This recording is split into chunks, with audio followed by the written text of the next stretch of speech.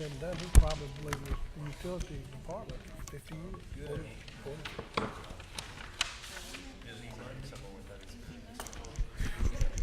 See, you know, I mean, so he was retired as a managerial position. And then he came on this committee. And he served 2 different times. It was a lot of help. He turned down. Let's see, 2 years. I think we're going to go ahead and go live, folks. So if you'd mic up, that'd be great.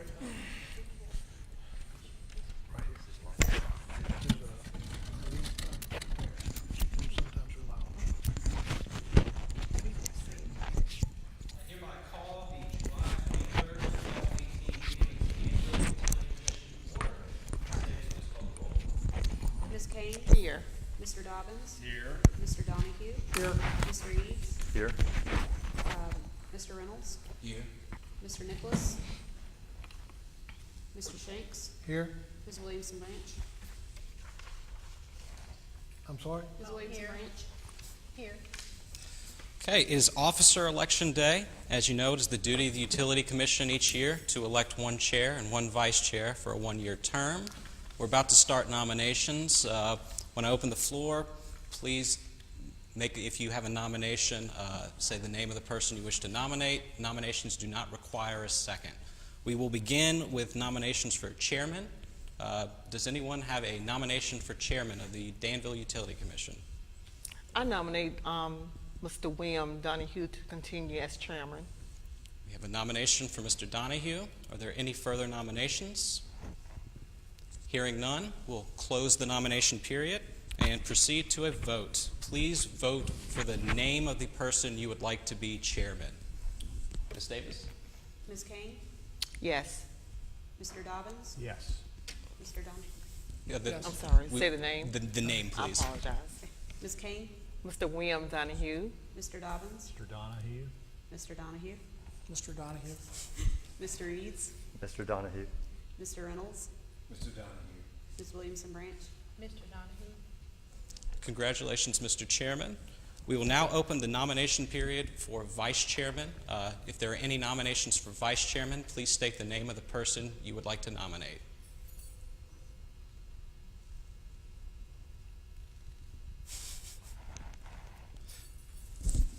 I'd like to nominate Vanessa Kane.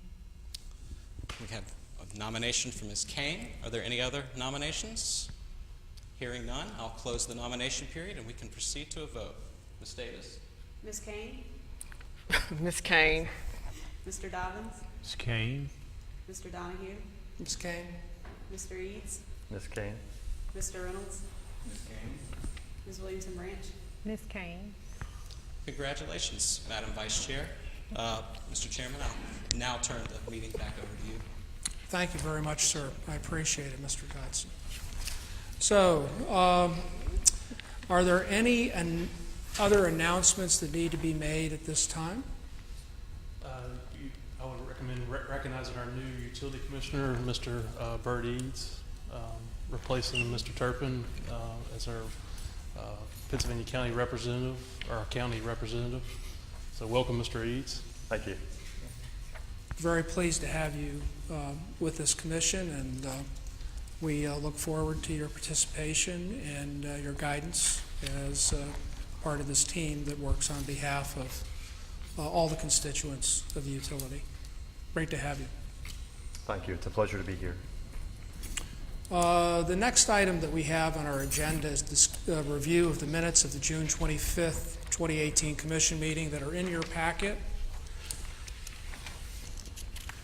First question I would have, are there any adjustments, additions, or deletions that members of the Commission would like to see made?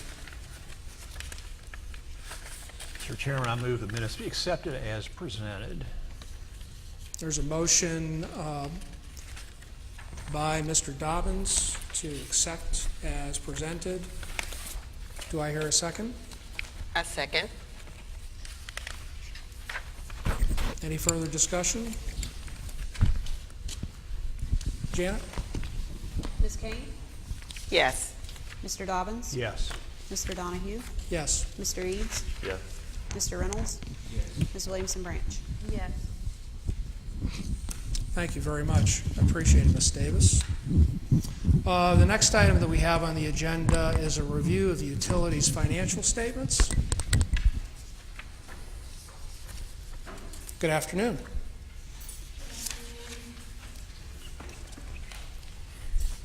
Today we are reviewing the May statements, which completes 92% of the fiscal year 2018. The first fund is the wastewater fund, which is on page 11. The wastewater fund reports operating revenue of nearly $8.8 million, which is just shy of the budget at 89% and is almost identical to the prior year, reflecting a $32,000 decrease. Operating expenses are within budgeted levels at 78%. Total operating expenses show an increase of $173,000 from last year, primarily in the distribution line related to manhole rehab work. Net income after transfers is reported at $2.5 million, which compares very favorable to the budgeted net income of $1.8 million, or 137%. The next fund is the water fund, which is on page 12. The water fund reports operating revenue of $7.3 million, which is shy of the budget at 87% and shows a slight decrease of 2.4% from the prior year. Operating expenses of $5.1 million are within budgeted levels at 80% and show a 6% increase over the prior year. This increase is primarily in transmission and treatment due to repairs to the clarifier at the industrial water treatment plant and the distribution line due to emergency repairs to water line breaks. Net income after transfers is reported at $1.4 million. While this is a significant decrease of 23% compared to last year, it does compare favorably to the budget at 130%. The next fund is the gas fund, which is on page 13. The gas fund reports operating revenues of almost $21 million, which is again slightly shy of budget at 84%, but reflects an increase of 8% from last year. Year-to-date gas purchases were in line with sales at 82% of budget. Overall consumption was up 9.5% over the prior year. Total operating expenses also ran under budget, coming in at $4.3 million, or 75% of budget. Operating expenses are almost identical to the prior year, reflecting a 0.3% increase, or $12,000. The fund reports net income after transfers of $1.5 million, which is favorable to the budgeted net income of $1.1 million, or 137%. The gas cost recovery was an over-recovery of $1.1 million at the end of May. The next fund is the electric fund, which is on page 14. The electric fund reports operating revenues of $117 million, which is just shy of budget at 90%, and reflects a 10.5% increase over the prior year. However, when we exclude the PCA recovery line item from both years, operating revenues are more comparable with only a 6.8% increase. Purchased power costs were slightly above sales and budget at 94%. Overall, year-to-date kilowatt-hour consumption was almost identical to the prior year, showing a slight increase of 1.6% compared to last year. Total operating expenses of $17.8 million are slightly below the budget at 86%. Total operating expenses are up 24% compared to last year, primarily in distribution and transmission and treatment due to tree trimming expenses of $2.2 million being moved from capital to operating, and increased depreciation expense of $306,000. General and admin costs also increased primarily due to the addition of credit card charges, Blue Ridge Power Agency membership dues, and a new allocation method for workers' compensation claims. The fund reports a net loss after transfers of nearly $4 million, which is a significant variance from the prior year of 38%. The power cost recovery was a cumulative under-recovery of $13.2 million at the end of May. The next fund, the telecommunications fund, is on page 15. Telecom revenue of $1.3 million was slightly below budget at 89% and reflects a 12% decrease from the prior year. This variance is primarily due to the renegotiated contract with Lumos, which is now being funded in the general fund, thus the decrease in revenue, along with the timing difference of school E-rate billing. Purchased services were below budget at 83% and show a significant decrease of nearly $100,000 compared to the prior year due to the aforementioned Loomis contract. The general and admin expenses came in at 76% of budget, which is comparable to sales and show only a 6.4% increase compared to last year, primarily related to depreciation and consulting fees related to the website. The fund reports net income of $350,000, which compares favorably to the $257,000 budgeted net income, or 36% of budget. Are there any questions?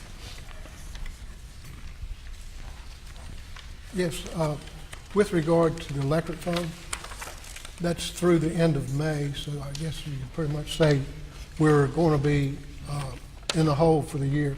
Yes, sir. Does that just transfer out of fund balance? Yes, it would just be a decrease to the fund balance, yes.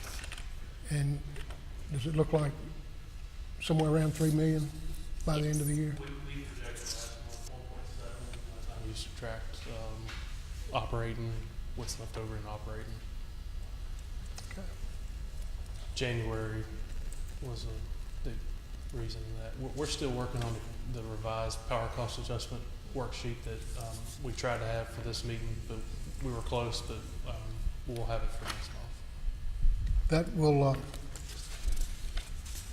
that'll change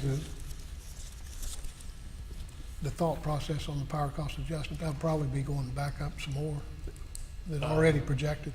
Could, yes. Transmission charges are still going Killing up. it, yeah. Still going up? I see AEP's running some advertising about how they're spending that money on TV. So at least we get to see it on TV. I've seen the commercials, yes. Other questions for the budget? Ms. Chandler's done a nice job of reviewing where we're at today. Let's talk a little bit about the gas fund, if you wouldn't mind. We do have a pretty significant over-recovery in our gas fund.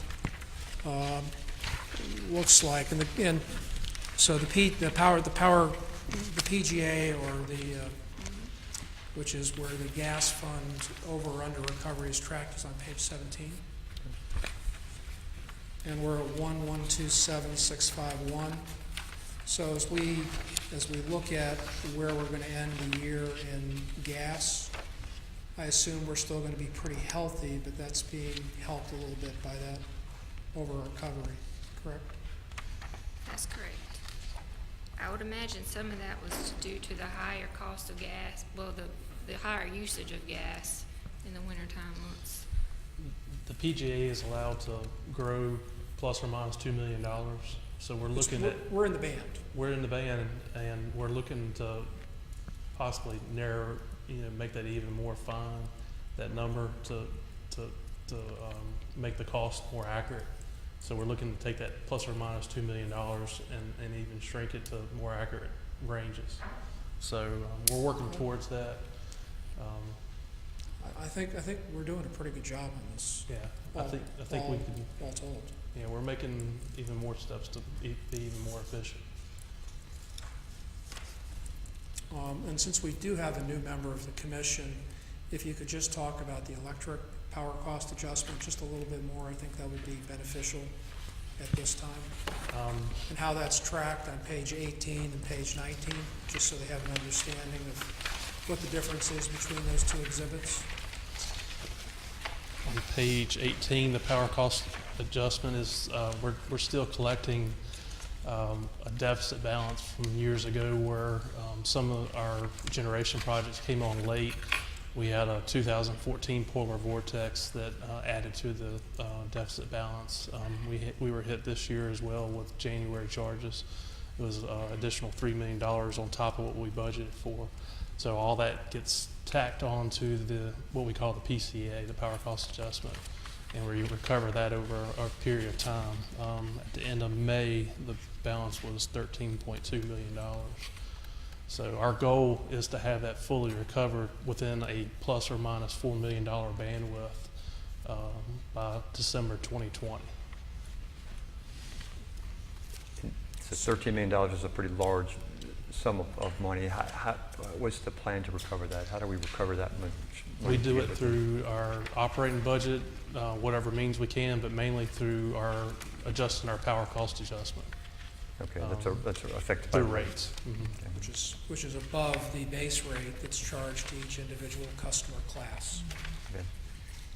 And then on page 19, there's a projection that's done, and the projection through June 19 is shown and is highlighted in blue.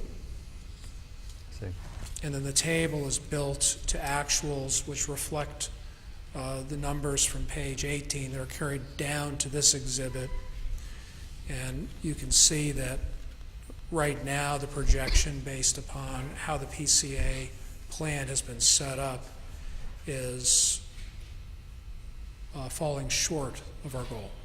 And that goal is pretty important because of the fact that there are some good promises that have been made to the bond market that we're going to get this straightened away. So that was the councilman's question earlier. Okay. Because obviously he's concerned about that from not only the Utility Commission's perspective, but also from City Council. Okay. Okay. Thank you for allowing me to take that moment. Appreciate it, sir. Ms. Chandler, is there anything else? That's all. Thank you for doing a really good job today. I really appreciate it, ma'am.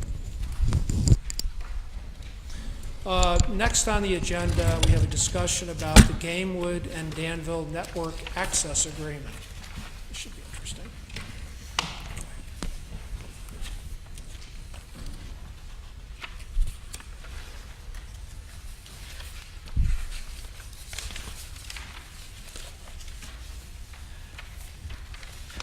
All right, good afternoon.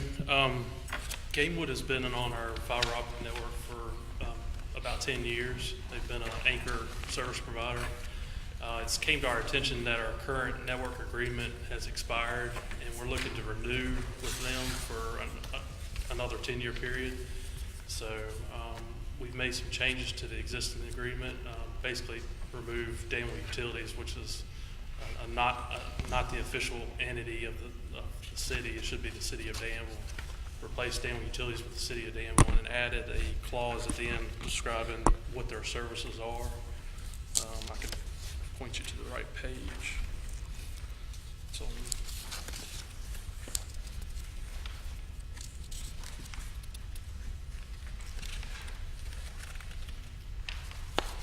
page 33, under Network Services, just describing the kinds of services that they are providing.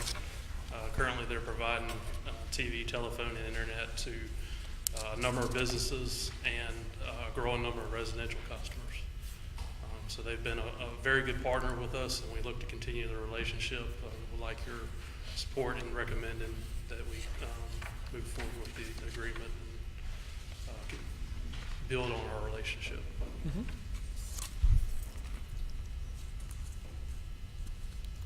And we're talking about an extension through the end of 2027? That's correct.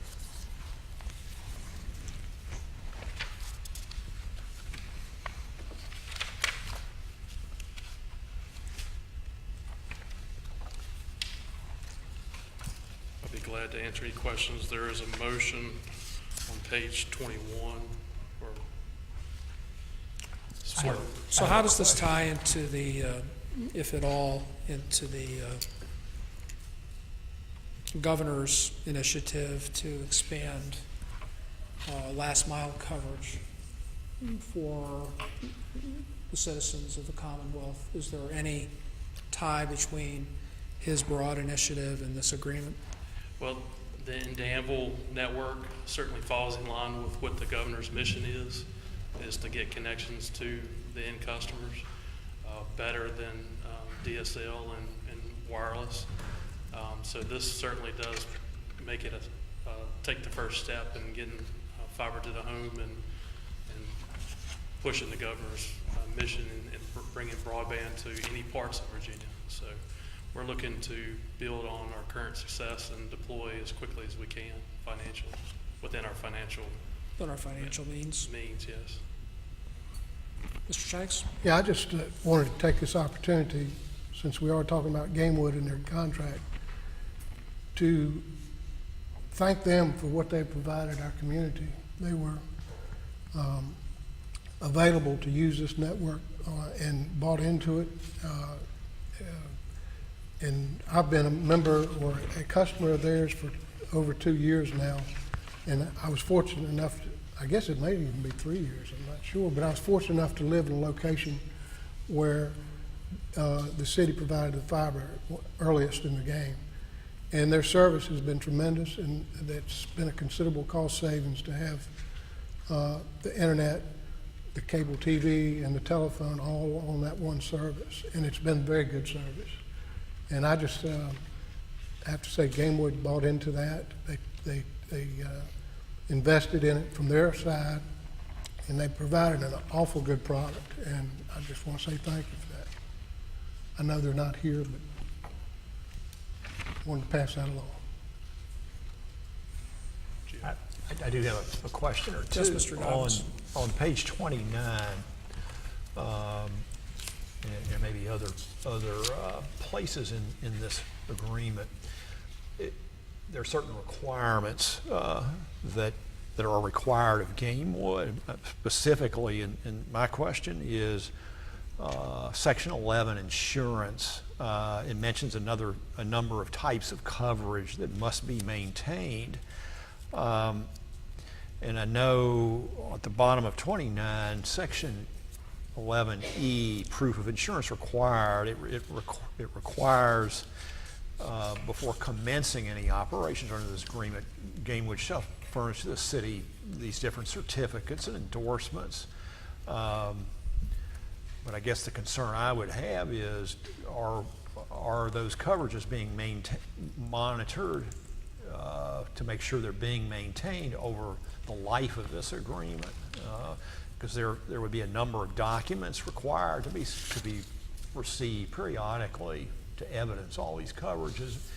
My fear would be if that's not done either partially or to a greater extent, and then there's an incident and a claim, and then it found because it wasn't being monitored and the coverage wasn't there, obviously that would be a highly negative event. But my question is, are we monitoring and documenting this coverage on an ongoing basis?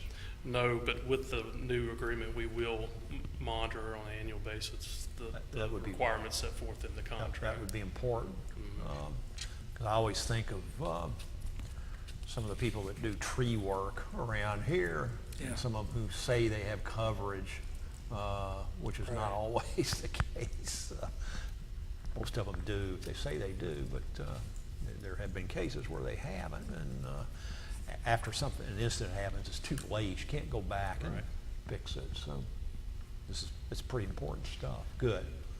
One other question on page 32, section 16. There is a non-discrimination clause, which I'm sure we all fully support and endorse.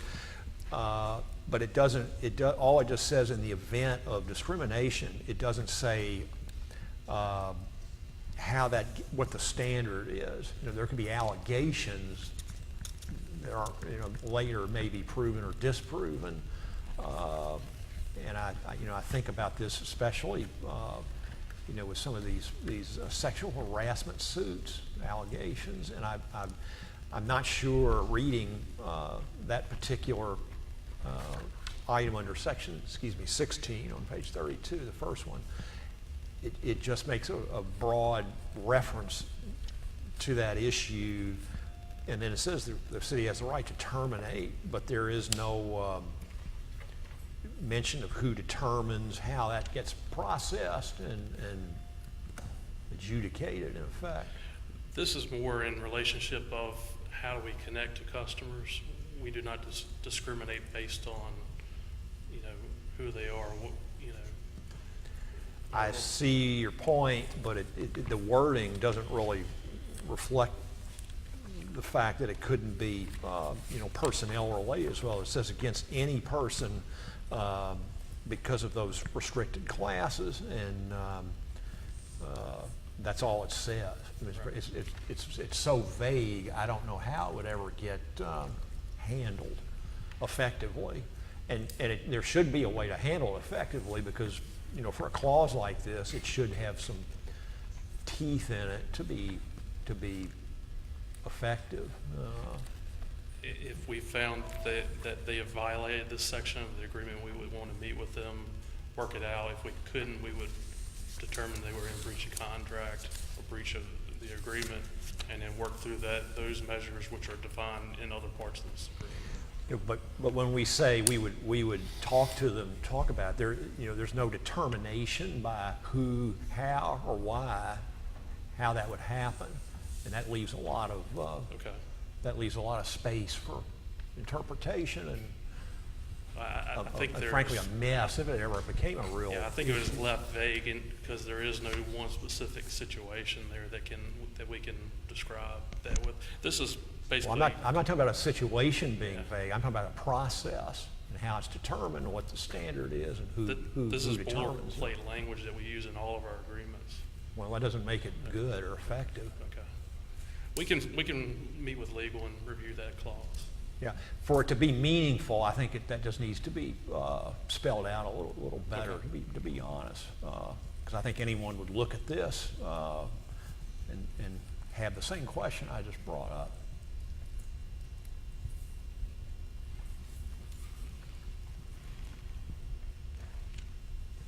Yeah, I'll be honest with you. Other situations I've been involved in, when I hear reference, well, this is the way we've always done it, my radar goes on and to high intensity, because that's usually not necessarily a good argument for much of anything, because the way we've always done it, to be frank. So, given the concern that's been brought up regarding the substantiation of discrimination, which is what the concern is, I believe, is that correct? The concern is what is the process that substantiates that discrimination has occurred, is that correct? Yes. By who and how that would Because this is a statement that is after the fact that discrimination has been determined. If you read it the way I read it, it says, in performing this agreement, neither the city nor Gamewood shall discriminate or permit discrimination. Am I reading this section correctly that you're referring to? Yeah, but most of those words have interpretation embedded in them. Right. And those are broad This items. is a important statement items. after the fact, after it's been determined that discrimination has occurred. By who, how? So you're talking about a process of how that goes about, Which I mentioned. which would be a reference point for this particular clause. Is that I'm understanding you, sir? Correct. I just think that's too important an item to just be left vague and so broadly stated that it. Process how you go about remedying this, and if not, what are the next steps? Yeah, the process of determining whether in fact discrimination has occurred and how it gets adjudicated from an allegation perspective. Allegations are made, then discrimination is either proven or disproven. So I think he's got a concern that's been raised for legal, right? At the very least, I would understand, since there is a venue clause in here, the process of determining it would be by whatever law Virginia has in place for that. I don't know off the top of my head what that process is, but there would be minimal protection, since as a local government we are subject to the 14th Amendment and do have to provide adequate due process. And so, while I don't know the specifics of what process they may choose to make that determination, I can't say under the contract it would appear that the choice of venue clause setting Virginia as the place of the contract and the place where the law would govern, it would be based on Virginia law. Okay. But this clause taken on its own doesn't tail into any of that. Yeah, just the next paragraph, the consent to jurisdiction. This agreement and the performance thereof shall be governed by and enforced under the laws of Virginia. Like I said, I don't know the specific process that is currently on place in the books, but that would be what process would ultimately guide the determination. Well, then maybe the first paragraph under 16 under non-discrimination needs to be a little more specific as to pointing to whatever law or jurisdiction and you know, who, what, when, where, how. I read this several times and I kept coming back to it because it just didn't.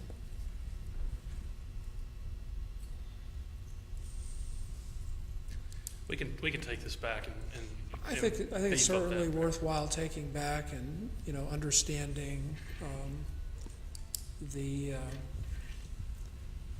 fact is we are stating that the Commonwealth of Virginia laws prevail, the way that I read the consent to jurisdiction. Is that absolutely true? Yes, based on my reading here, as well as, I believe I saw another clause, basically what we call a venue clause that sets the laws of a particular place, in this case Virginia, as the laws which govern interpretation of vague terms in the contract. And in this case, I see Virginia as being the place of venue. So it would be Virginia law that governs vague terms in the contract. Are there any other clauses that are of No, concern? I would further point out in this discussion, which I think is healthy to have, you know, section 16 is titled miscellaneous. So, you know, there's not necessarily, it's kind of a catch-all. There are like however many items there are under that section, miscellaneous. They don't necessarily relate directly to each other. And I don't think that consent to jurisdiction alone would just answer the issue that was brought up. I brought up about the determined by who, how, and what the process is. So Yeah, I would not look at consent to jurisdiction as solving that question alone. we can write something, Yeah. terminate, as guided by the Commonwealth of Virginia. Well, yeah, and you should be able to actually reference the Code of Virginia, okay, in that, So in the actual line, we can paragraph and section. add to that paragraph and Yeah. make it more easier to read and self-explanatory. And if these things never came up, it might not be a big deal, and hopefully it won't come up, but if it does, it's obviously important that it be addressed fairly and fully, and everyone understands. Well, and that both parties understand How it what works. the Yes. process is. Well, That's right. actually, all parties involved, not only Gamewood and the city, but That's any right. person or employee who feels that there has been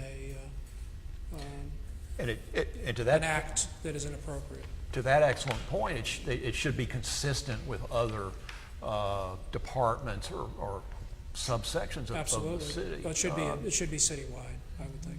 And if those are vaguely stated, then they need to be addressed too. But maybe some of those are worded more specifically. Okay. Thank you. Thank you. Mr. Chairman, Yes, sir. on a Mr. related, Shanks has just the on a floor. related matter, I've seen where construction has been taking place in Grove Park with regard to the N-Fiber. Can you give us a schedule of when that's supposed to be available online? Progress has moved a lot faster than expected. I would say early fall or thereabouts, so sometime in September. And Southwick is finished, is that right? Yeah, Grove Park is, all the conduit has been installed. They're putting in handholds, the boxes, underground boxes. Probably 2 or 3 weeks there, sometime September.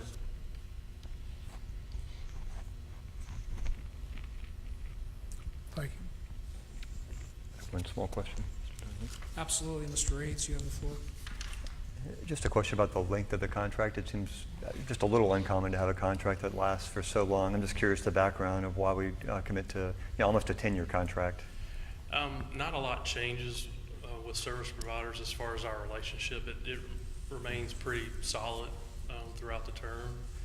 Usually there's some changes in services, but as far as the foundation of our relationship, it's pretty functional for a good length of time. So I think 10 years is a good time frame. I wouldn't go much further past that. Okay. And with that, it sounds like there really aren't a lot of other providers who would have competitive offers or things like that that we would want to consider.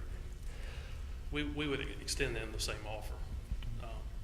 If especially the ones that are currently on our network, if they have performed well, we look to provide them the same length of term. My recommendation. Mr. Shanks? Well, I had raised my hand because I wasn't sure everyone was aware. That's available for any vendor to come. I mean, our end fiber is available. The more the merrier. Is that correct? It's a public-private partnership. We don't offer services, direct services to any of our customers. We rely on private sector service providers to bring their content to our network and distribute it to their customers. So more providers, the more competition. Okay, so even with the contract with Gamewood, other providers would have the ability to utilize the fiber provided by Demo Utilities, provide service. Absolutely. Okay.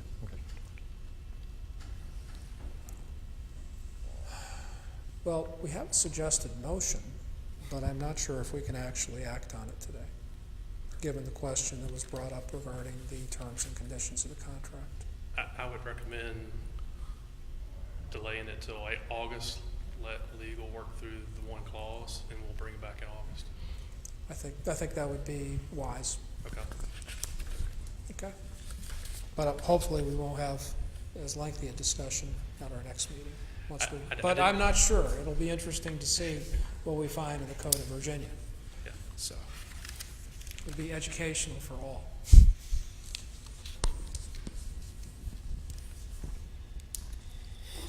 Thank you, Mr. Gray. I appreciate it. Thanks, Commission members. And thank you to the city attorney here. Appreciate that. The next item we have on the agenda is a discussion regarding our behind-the-meter generation projects, and in particular, solar behind the meter, I believe. Is that correct? That's correct. And I'll walk us through this presentation as well. Thank you, Mr. Gray. Over the past 3 or 4 months, we've been collecting unsolicited proposals. We've been offering several different proposals for both solar and natural gas solutions. Solar prices have been dropping pretty good. Natural gas has remained steady, and it's having smaller natural gas units are having a difficult time competing with market-based price in the big natural gas plants. That's what we're finding over and over and over as we're reviewing. We've probably reviewed half dozen natural gas projects with various different vendors, and we'll continue to look at them and see if they're in our best interest to recommend. But solar is, again, very, very attractive, and I want to walk you through a couple projects that I want to ask your consideration on. The solar is subsidized with the federal investment tax credit, which allows a portion of the private developer's cost to be reduced by a tax credit. It's 30% up until December 31st, 2019. So at least 5% of the project has to be under construction by December 31st, 2019 in order to take advantage of the 30%. Thus, the reason I'm bringing you this today. Engineering per Benton will take at least a year. So if we're looking to do something and take advantage of these savings, we need to walk not quickly but abruptly. 2020 the percentage drops to 26%, so it's a decent drop of 4%, and then it drops another 4% in 2021. Our overall load in 2020, we have summer needs, as you can see in the top left graph, mainly in the afternoon hours, but for the most part, we're fairly well shaped. The curve is based on average demand during those hours and months. Shoulder months, we're very well hedged. In the winter, we have some needs in the early morning time frame when solar is not available. And there are different ways of attacking these needs. We could buy market-based energy for that particular month or that particular week. So there's a lot of different options. But we do pay transmission charges on, if it can't be delivered to our section of the grid, we do pay transmission charges for wherever we bought it at, whether it's in Ohio or Pennsylvania or in Illinois. So we're fairly well hedged up until summer 2020. I mentioned our summer needs. We have about 10 to 30 megawatts in the afternoon and late afternoon, early evening hours. Winter, we have about 20 megawatts of unhedged needs, mainly during the early morning and overnight time frames when solar wouldn't be available anyways. But in the shoulder months of March, April, October, November, we're pretty well defined. So solar panel technology, the current solar farm we have today is a tracking system. It moves with the sun during the day, so we get as much gain with the panels, as much generation. So we get full generation in the morning and in the afternoon. And that's very attractive. Then most typical solar farms are fixed, and they only get generation for that time of the day. So the first project I'm recommending is a 10 megawatt solar project, and this one incorporates a 1 megawatt battery. The battery technology is starting to become a little bit lower in cost, but in my opinion hasn't quite developed to where it becomes economical for us to move forward with on all the projects. The battery has a 10 megawatt hour discharge, so it'll discharge for 10 hours at a 1 megawatt capacity. So that will help us in winter time. It'll dispatch at a 1 megawatt rate for for example, if we peak at 7 a.m. in the wintertime, it could discharge between 5 a.m. and 3 p.m. to exhaust the battery. And it is subject to or allowable under the investment tax credit. So we are eligible for the 30% investment tax credit if it's charged by the solar farm. So that's another advantage to move forward with a battery technology on this one site. What's interesting about the battery, I would like to try it at a low level to see how it operates and see how economical it is. We can always come back later and add batteries to the current solar farm we have today, or any future solar farms we decide to move forward with. But for the meantime, right now, I would recommend we try this 1 megawatt solution and see how well it performs, and then maybe in a couple of years evaluate it based on current market prices. The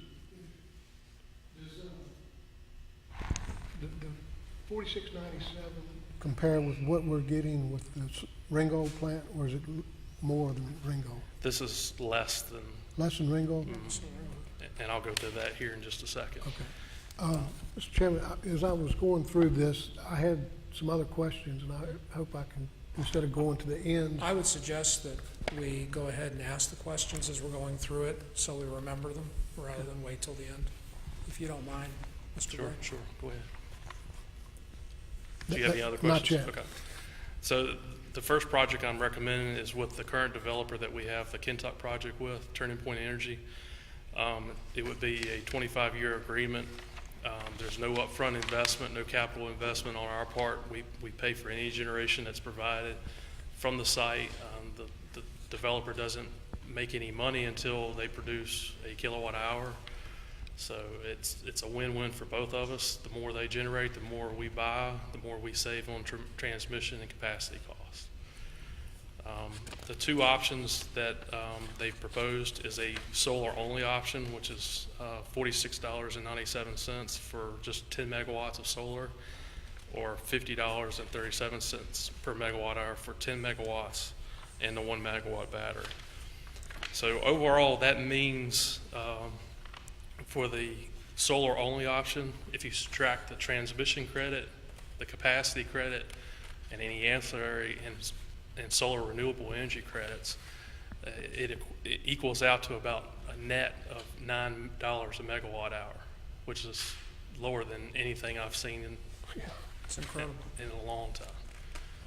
So with transmission prices increasing, this is a very conservative, I do want to mention, this is a very conservative estimate.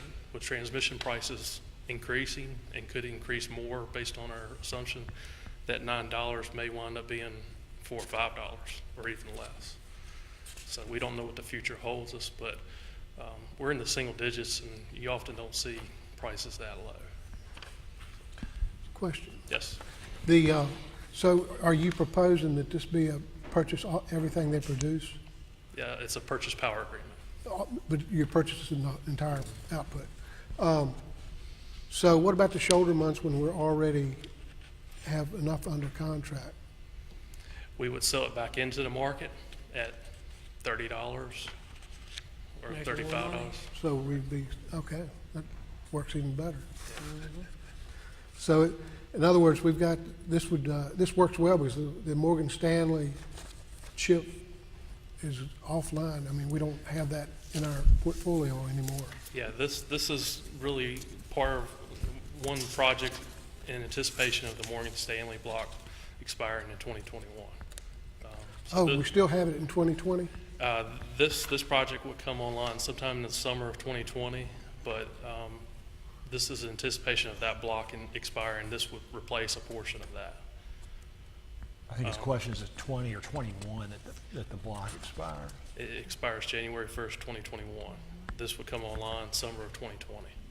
So if it comes online on schedule, it will be, we'll just be probably selling what we've got. If it comes online on time, but Yeah. there could be delays, weather delays, and Right. there always is with any kind of generation project. But it would be beneficial for the shoulder It would. once we get to 2021. Or- Even though we're well matched on the shoulder right now, we won't be once that Morgan Stanley block is gone, correct? Right. I apologize if this question has been brought up before, but have we done given this is a 25-year agreement particularly, have we done a financial analysis of Turning Point to make sure that we have a feeling that they're financially viable for long haul?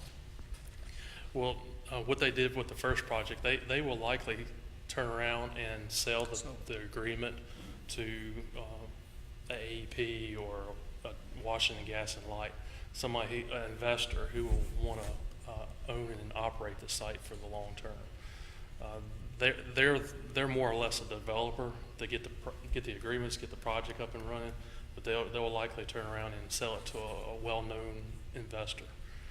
The first site they sold to Washington Gas and Light, who was well-known in the industry. If they sold it to a less financially responsible party, what would our recourse be at that point? We have language in our agreement, in our first agreement, that we have say-so on who the investor is. That's important. Good.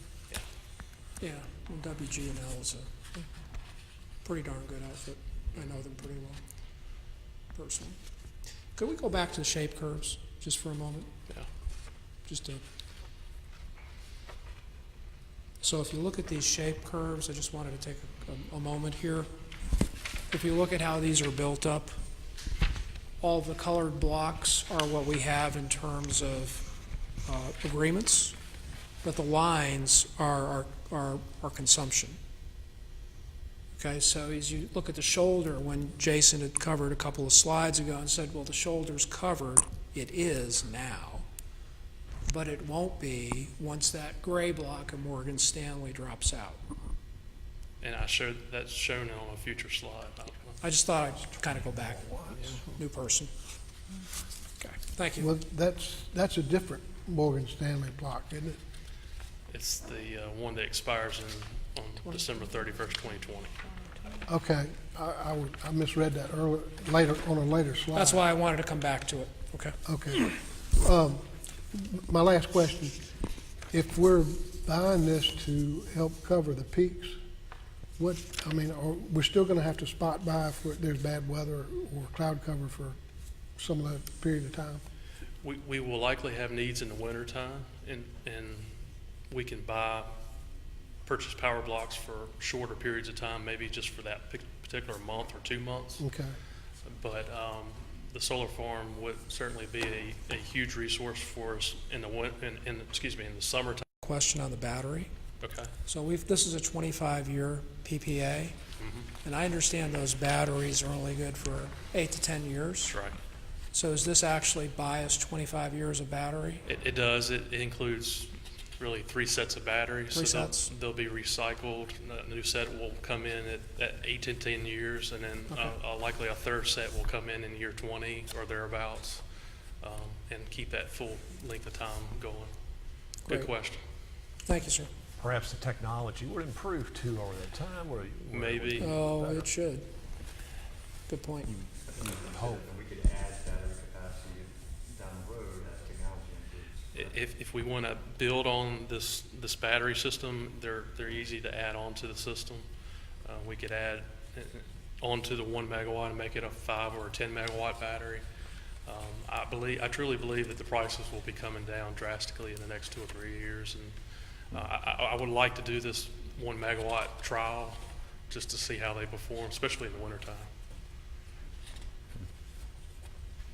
A fairly generic question. It's really positive information.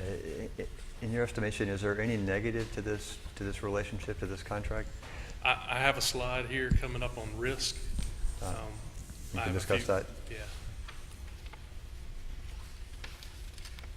Any other questions before I move on? Go to the project site. Next slide. So the project site is off of Franklin Turnpike in the Whitmore area. It's a former or current tobacco farm. What's attractive to this one site, it's fairly close to one of our substations. It's mainly residential load in that area. But the tobacco farm already has the stormwater management systems in place that normally a solar developer would have to come in and install. So it's graded, it's cleared, it has the stormwater management systems. So it's a very attractive site for a solar developer. Again, the purchase power agreement would include all the taxes, permitting, the lease of the property. The Turning Point would be leasing this property; they wouldn't purchase it. It really doesn't matter to us because we're just interconnecting and purchasing any power it generates.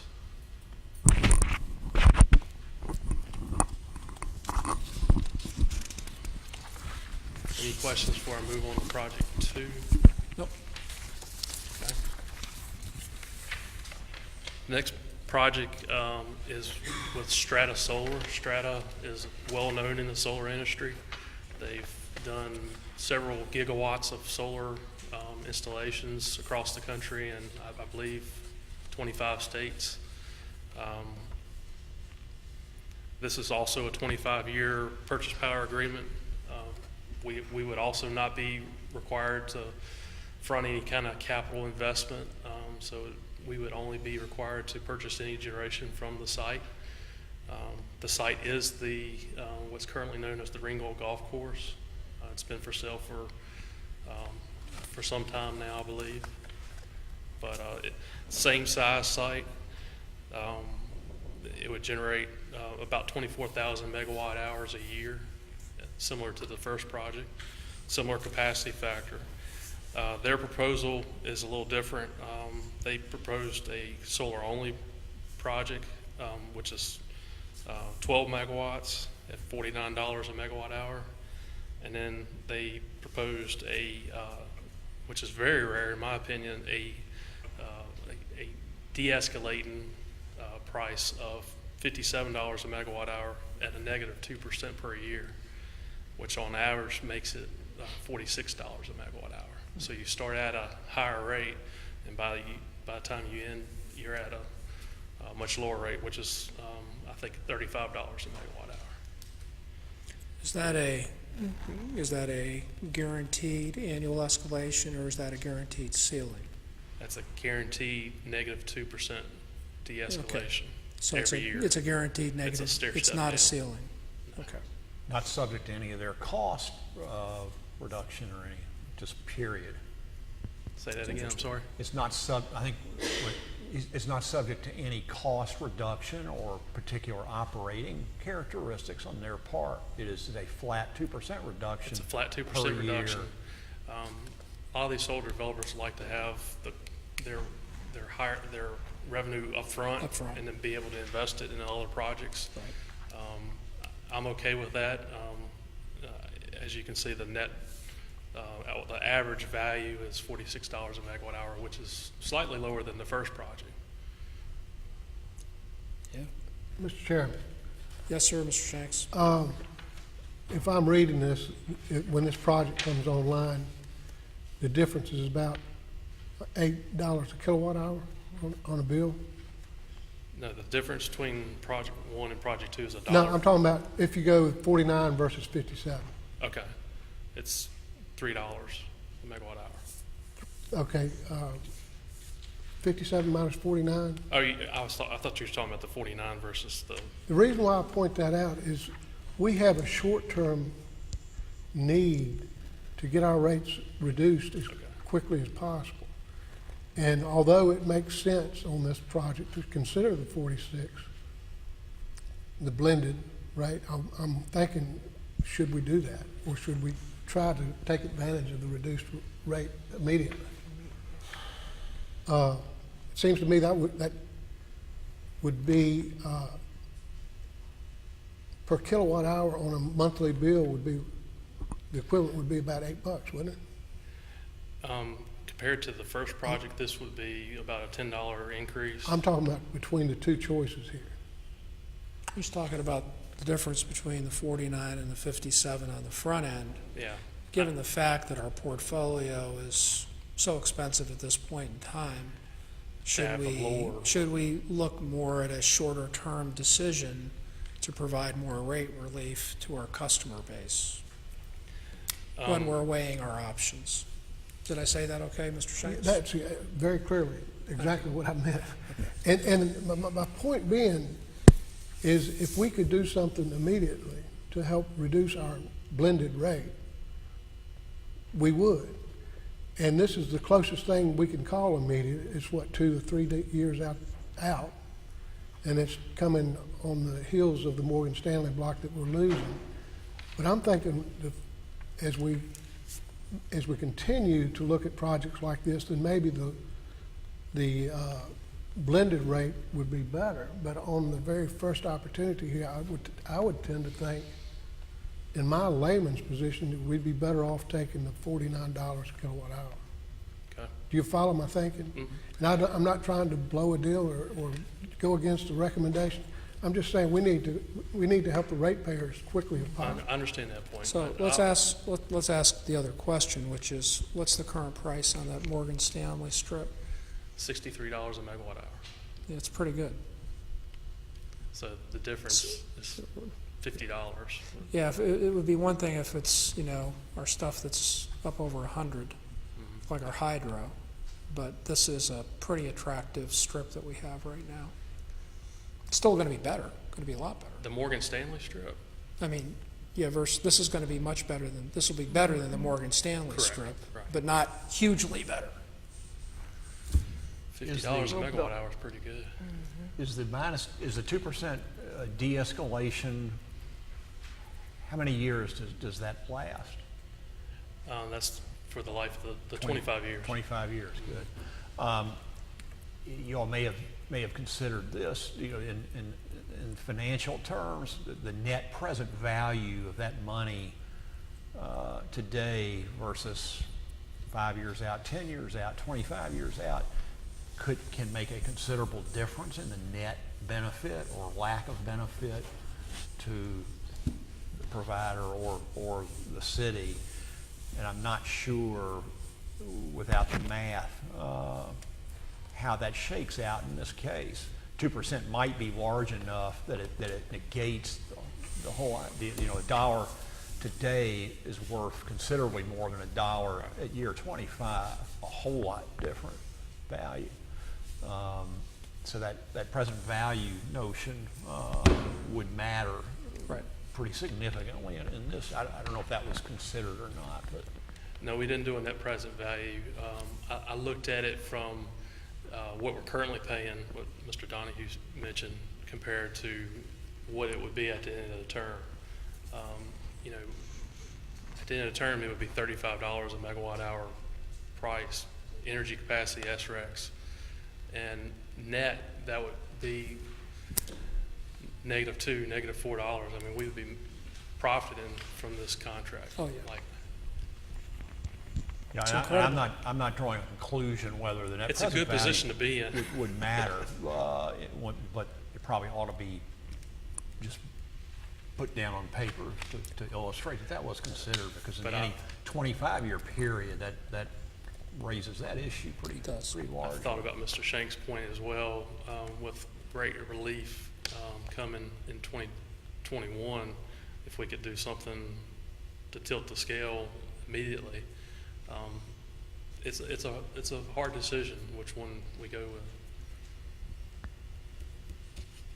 Either one is a attractive offer. Yeah, that's for Yeah. sure. Absolutely. So what's this third one? The third one is a lower megawatt hour cost, but with a 5 megawatt battery and a 10 megawatt hour discharge. I'm not recommending this one because of the cost of the battery. $80,000 per megawatt per year payment. Yeah. To me, that's still Sounds like they're leasing the battery and then billing you back for it with some margin. it's still a little too high for me to recommend Yeah. to the commission. So I would recommend either option 1 or 2.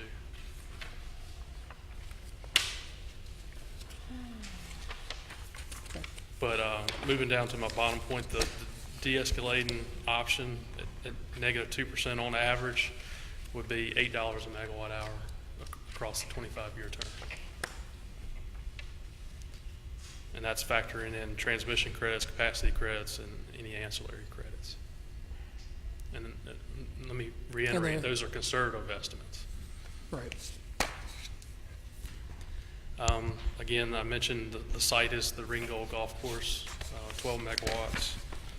It's behind Cane Creek Industrial Park, so maybe it could be a tool for economic development to help locate possible tenants there with having a 12 megawatt solar farm right in their backyard. Strata would assume any kind of taxes, permitting, and they would purchase the property, likely purchase the property. And I assume they have an option to purchase They currently already have an locked option in? on the property.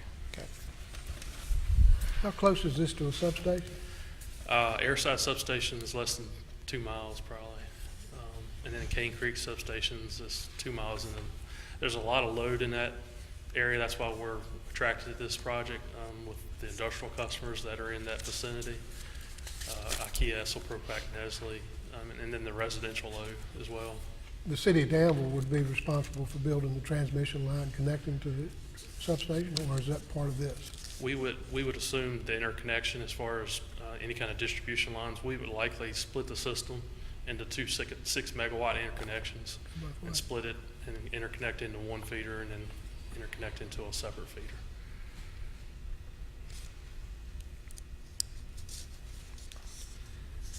So the low curve that we saw earlier, this is what it would look like in summer of 2021 with the Morgan Stanley block expiring and coming off with 20 megawatts of generation added to it, solar generation.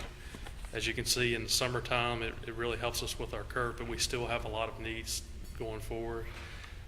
Winter, it helps us as well. It helps us in the afternoon hours when we could be buying, well above market pricing during peak days. And shoulder months, it helps us pretty much all day from 8 a.m. to 6 p.m. on the spring and fall months.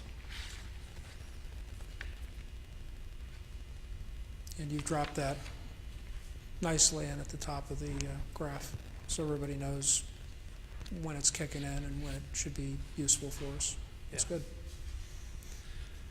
So I mentioned that we still have some needs that we'll have to meet with either purchases, with short-term purchases, or so we'll look to either do that with short-term purchases, or maybe if natural gas prices with those kinds of projects come down, we'll look to pursue those. We certainly don't have to do anything today as far as meeting 2021 needs, but if we're looking at solar projects, we definitely need to start looking to meet the 2020 timeframe to have these projects up and running in order to get them through the permitting process and to meet the 30% investment tax credit time window. We have 20 to 40 megawatts of need in the wintertime, and then we have some spring and fall months that we also have about 5 to 20 megawatts based on the time of day. So risk and concerns. Probably the biggest one is the Dominion has proposed a change to the FERC to change the transmission formula. What the transmission operators are seeing is, as more utilities are doing behind the meter projects, they're not getting their revenue requirements as far as transmission revenue. So they're looking at changing from using peak demand to average demand. And I don't believe this will affect us because we're a fairly large electric utility. But I believe this could be something we need to keep an eye on because AEP and Dominion and some of the other transmission operators are looking to meet their annual revenue requirements in order to pay for infrastructure and to maintain reliability. That's the key driver. But we also want to control our costs, our transmission costs, our capacity costs, and that's the reason why we do these projects. So that's a proposal that Dominion has started, and we're keeping an eye on it, make sure that it doesn't affect us any. But right now it would not be, because we don't have 100 or 200 megawatts of behind the meter generation. Right. But, I mean, this makes sense for the IOUs as they shift their revenue base more and more to transmission versus generation. Right. I can understand them doing that. Yeah. And if you know what the game is, you can work with it. Yep. Another concern is the Department of Environmental Quality permit process. If the solar project is so big, it has to go through a mandatory 12-month review process. So we want to make sure we submit our projects, if we so move forward with them, in time to meet the December 31st, 2019 timeframe in order to take advantage of the 30% investment tax credit. So I'm being told that there's one person in DEQ that is in charge of reviewing solar projects for the state. So we want to make sure we have enough time there to take full advantage of any kind of credits or savings that we can pass along to our customers. So those are the two biggest concerns I can identify. We'll continue to look for more savings as far as more projects that we can incorporate that we can use for peak shaving.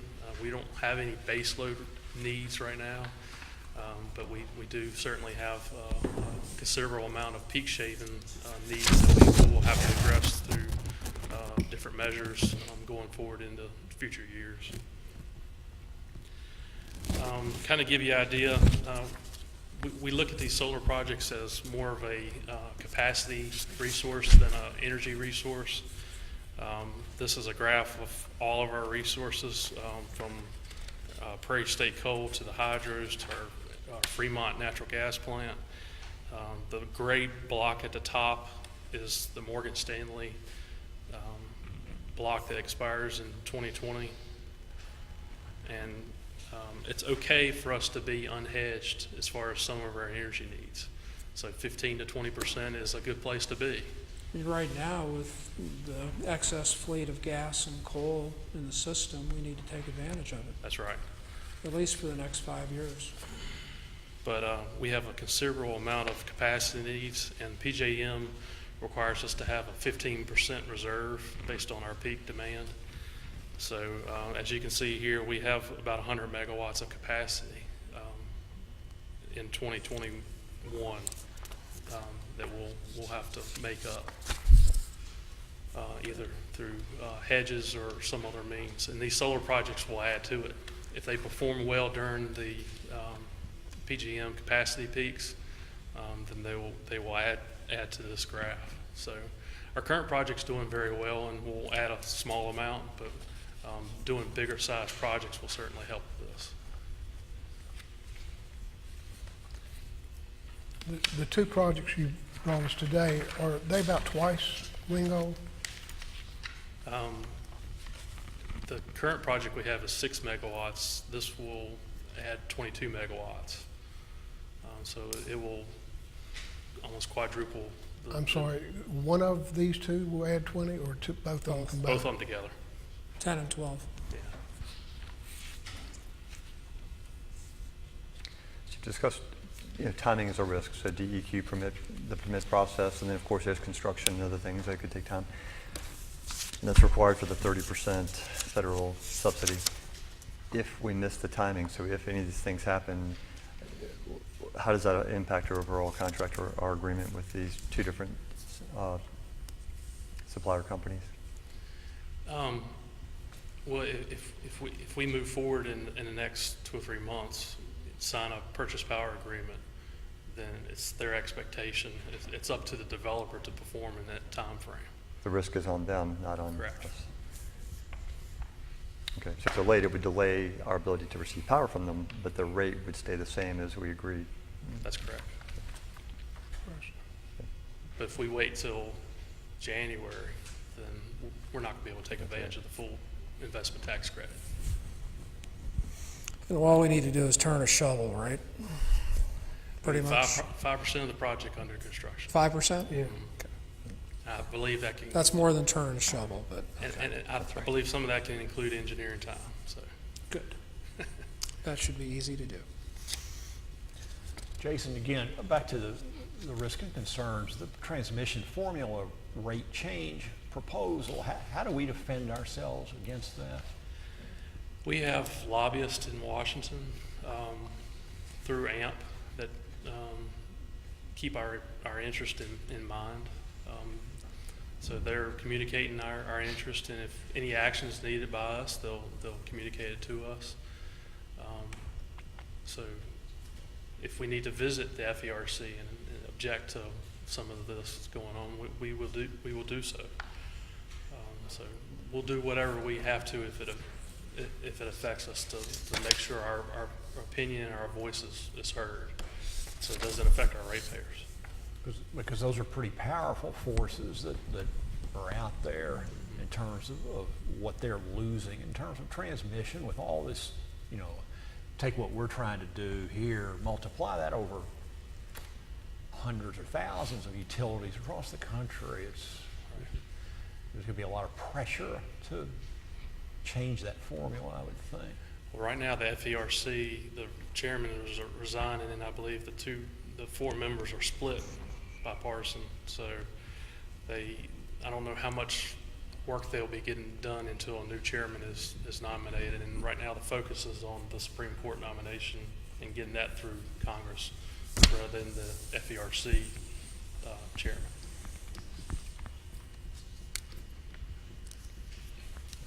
Yeah, and this is FERC-wide, right? Not just PJM. Right. This is the FERC.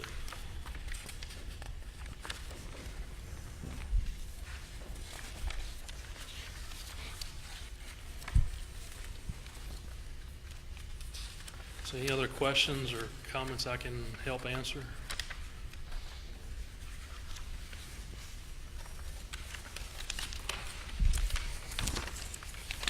You've done a very comprehensive job on this. I really appreciate the diligence that you put into the analysis and bringing forward very conservative estimates, given the fact that there are other benefits that accrue in the short to near term, once these units come online. But it's nice that it's presented. So there's been some risk that's taken out of the analysis because those benefits accrue to us, being the ultimate consumer. Nice. Thank you. Mr. Chairman. Yes, sir, Mr. Shanks. Yeah, I also wanted to thank Jason for bringing these projects to us. I think it's critical for our customers that we look into these type of options as hastily as possible. My question is, with regard to the recommended motion, I see that it does not include either option 1 or 2 on the second plant. Do you have a recommendation on that? Or were you going to get specific with that? Or was there not a recommended motion? I see 2. And I'm not sure, we discussed on the second option, on the second power generation facility, or the one at Ringgold, we discussed there were two options for that one. And is it in the recommended motion? It's not in the recommended motion because I didn't know which direction the commission would want to take. We can certainly add those to these motions. Well, City Council is going to rely heavily on this commission, and I would like to see discussion of those 2 options, if appropriate, Mr. Chairman. You're referring, pardon me, I was reading the recommended motions while you were discussing. So is the concern with the first or the second proposal? Well, I'm not sure. My concern is with the Ringgold. That would be the second. Okay, Okay. and I would agree with you. We've got, this is missing a little bit of language, absolutely. And I don't want to adversely affect in my discussion of my concerns about the ratepayer, I don't want to adversely affect this commission's recommendation, but I would like to see us at least discuss it, whether the $49 versus the blended 46. Right. Okay.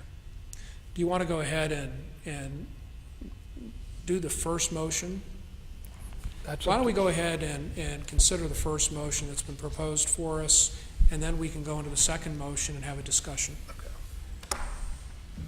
So that would require a member of the commission to, the motions are on page 35. And the first motion recommendation that's been put on the table is regarding the first project, which is Turning Point Energy, and that is including the pilot installation of a 1 megawatt battery. So if we had a member of the commission that would like to make a recommendation, that would be great on the motion.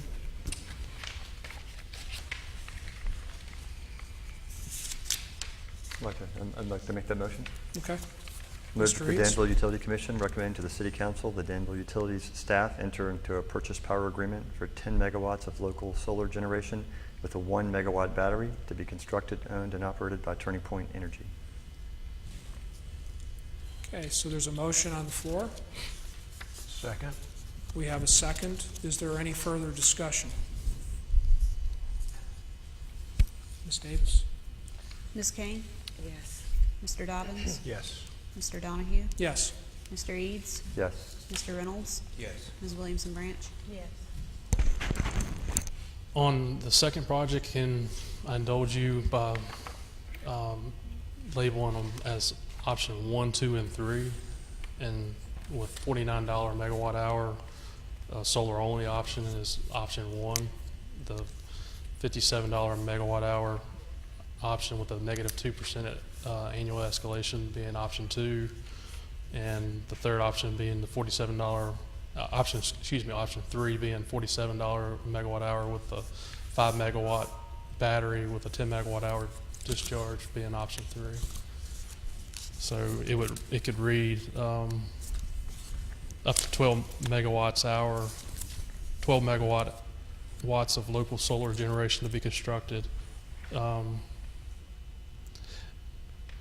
Staff enter into a purchase power agreement with option 1, 2, or 3, whichever one the commission recommends, of up to 12 megawatts of local solar generation to be constructed, owned, and operated by Strata Solar. We could say operated by Strata Solar via option 1, option 2, Sure. or option 3. That way too. That would just tack it on the end, Okay. if that's okay with you. Is that good with you, sir? Okay. Now we can have some discussion. Okay, Mr. Shanks? I can't wrap my hands around the exact magnitude this is for a typical ratepayer for this one block of energy. But I know on a long-term basis, $46 per per megawatt, 46 per megawatt hour makes sense in terms of the project overall cost. My question is, on this one project, maybe not on future projects that we endeavor, but on this one project, should we take advantage of the biggest savings for the immediate effect? Or should we take advantage of long-term savings? And that's the question I've raised, and I don't want to adversely impact the decision of this commission, but I want that to be part of the discussion. And maybe, Jason, you can help us understand the difference. The net average of the negative 2% annual escalation is $8 a megawatt hour. It adds $8 per megawatt hour, so it'd be $16 a megawatt hour for the difference. Does that make sense? You're talking about, I'm not tracking you. You're talking about the actual, after you deduct transmission charges. Yeah, the first year would be $16 a megawatt hour, and then it would decline net when you subtract transmission capacity and ancillary services. Jason, could you estimate for the average customer what that would mean to them in terms of their bill? Well, it's replacing $63 a megawatt hour price purchase power block. So it's a fourth of what we're currently purchasing. So it's a drastic reduction in energy pricing. Off of that small percentage, though, of the overall But I don't power have supply. the net effect of what it would equate to for an average customer. If you went with the $49 a megawatt hour, you're looking at an average of $10 a megawatt hour for the life of the term, on average, when you subtract all the credits. So, do you So take really, that? as small of a chunk this is of the overall portfolio, it really, we're not going to really, the average customer really won't see the difference. Is that fair to say?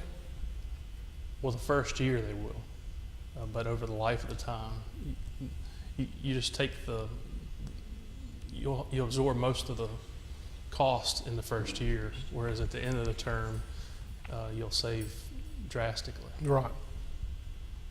So if you figure at, basically, you're going to get the 49 megawatt per megawatt hour, roughly between year 7 and year, well, you're going to get there maybe year 9. See, Now, I think that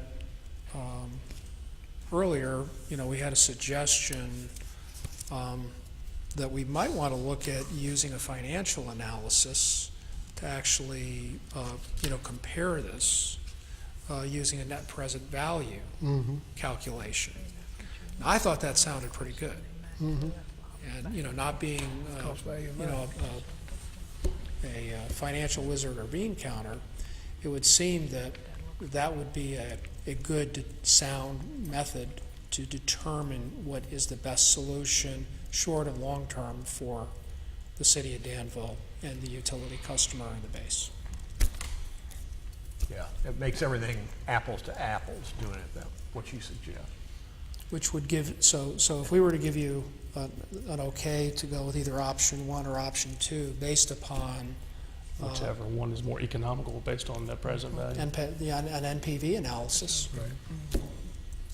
then I think we've used a financial tool which is designed to help those types of analyses provide a deterministic path. Would that be acceptable, do you think, to council? Yes, absolutely. Well, we would have this information available when we bring this to city council.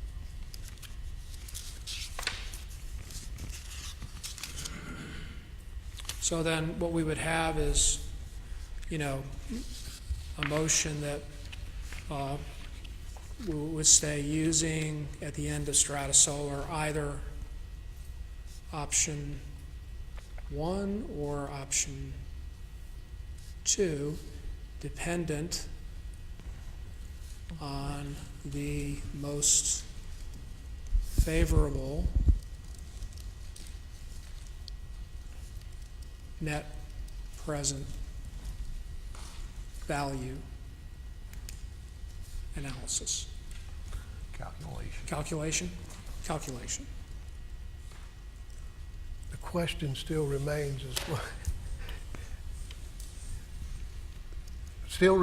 whether we want to use that based on that information, the immediate effect or the overall effect. Well, the immediate effect, obviously, you're not going to get to, I mean, just back of the envelope, it's going to be 8 or 9 years Right. before you get that Extra bump. extra bump, and you start getting that extra bump. But sometimes it doesn't hurt to have a little bit of kitty in the bank, you know that's going to keep on coming. It's like an annuity, right? We can't always be thinking just short term.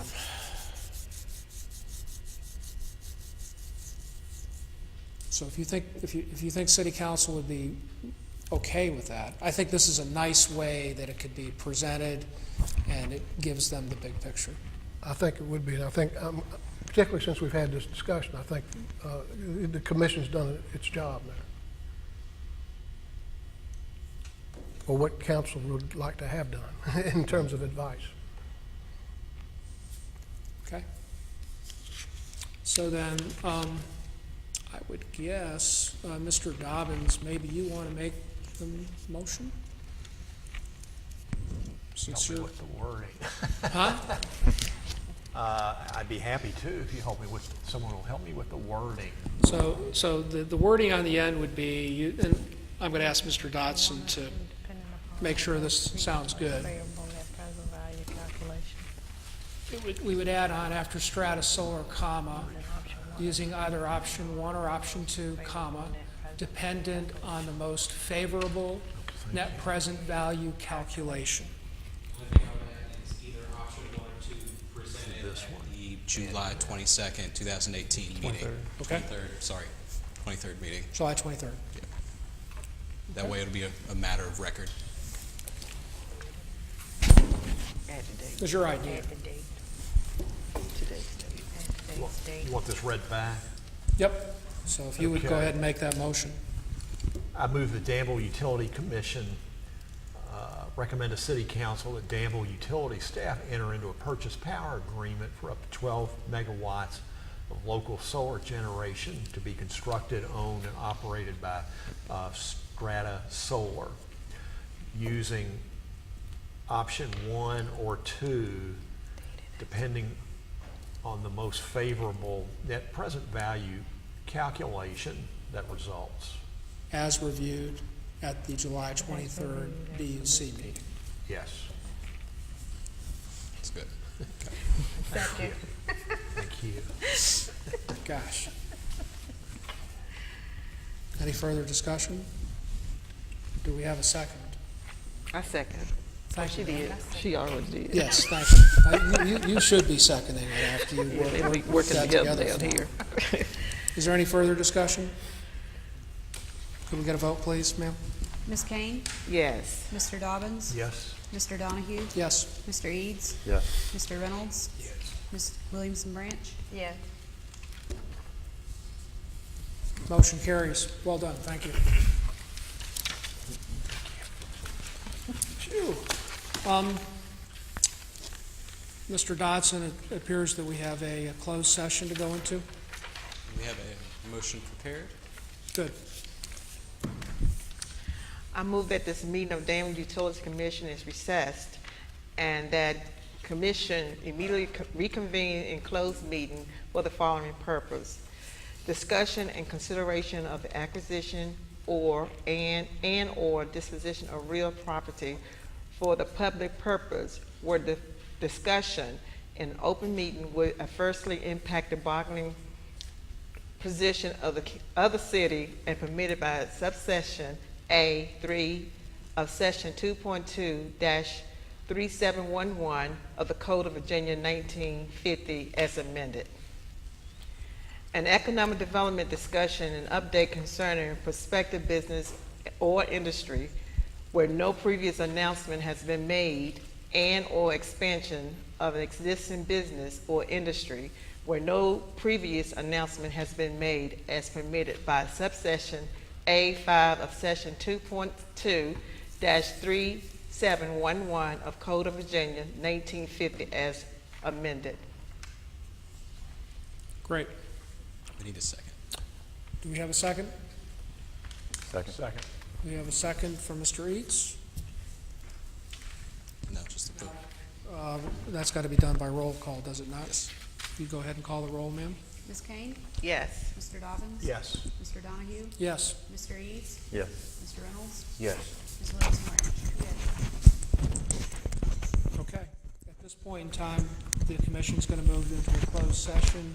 Members of the public, staff, et cetera, will have to leave at this time. Well, why don't we go right in here? Okay.